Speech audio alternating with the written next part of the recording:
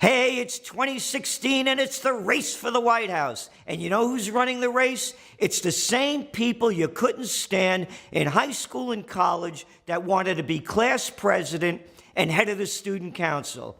The insincere, the brown-nosers, the overly ambitious. Yeah, they're the cats, and it's nothing more than a show. Don't believe me? Listen to candidate Obama. It's the presidential reality show.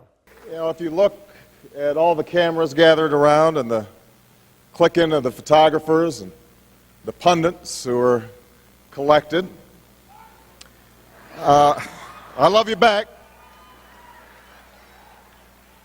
You know, sometimes you feel like you're part of a reality TV show. So you're trying to figure out, are you going to get voted off the island or go to Hollywood? That's all this is. It's show business for ugly people. And it's a cheap script, and it's not funny.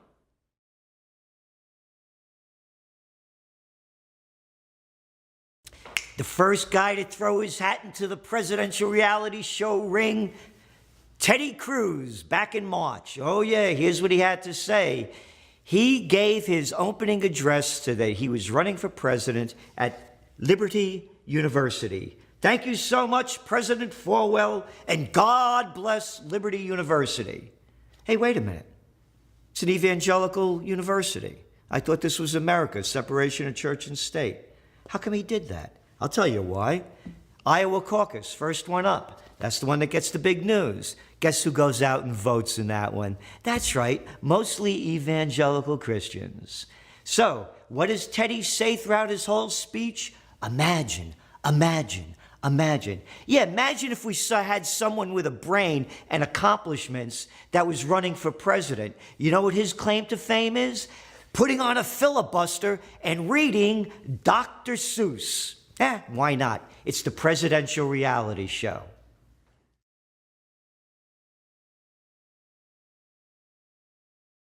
Hey, number two guy to throw his hat in the ring of the presidential reality show, Rand Paul. You know Rand Paul. His father was Ron Paul. If his father wasn't Ron Paul, you wouldn't know who the cat is, man. A guy from Kentucky who's done nothing other than to pretend to be a libertarian in case I change my mind when I need to get more votes. Mr. Flip-Flop. Ain't flip-flopping, it's lying. Anyway, you know how I say that all of these cats that are running for president are the same people you couldn't stand in high school and college that wanted to be class president or head of the student council? Here, this is in an interview. They asked him, was higher office, the presidency, always the master plan for you?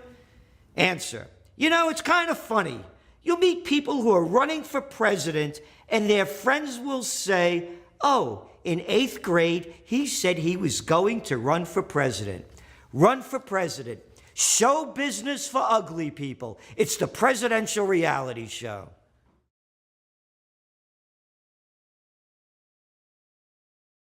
And the number three candidate to throw their hat into the ring, Hillary Clinton, former Secretary of State, and of course, the wife of the other president, Bill Clinton.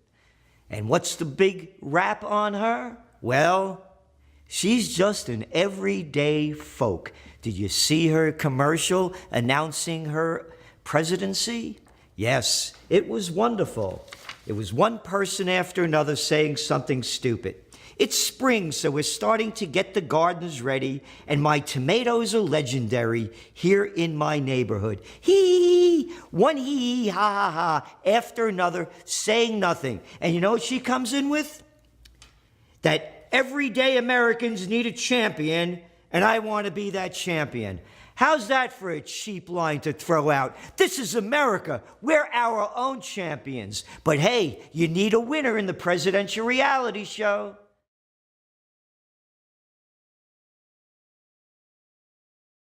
The number four candidate to throw their hat into the ring of the presidential reality show, Marco Rubio. And you know what his qualifications are?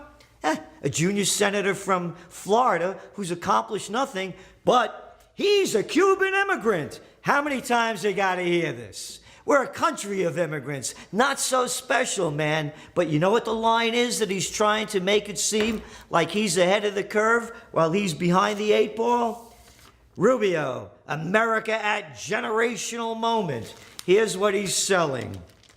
The time has come for our generation to lead the way towards a new American century, but we can't do that by going back to ideas of the past. Hey, what's wrong with some of the ideas of the past? Used to be a pretty great place. Remember a Renaissance, taking the best in the past and moving it forward? Generational moment? What have you ever accomplished in your life other than shooting your mouth off a lot and coming down with nothing? Hey, but in the presidential reality show, nothing counts.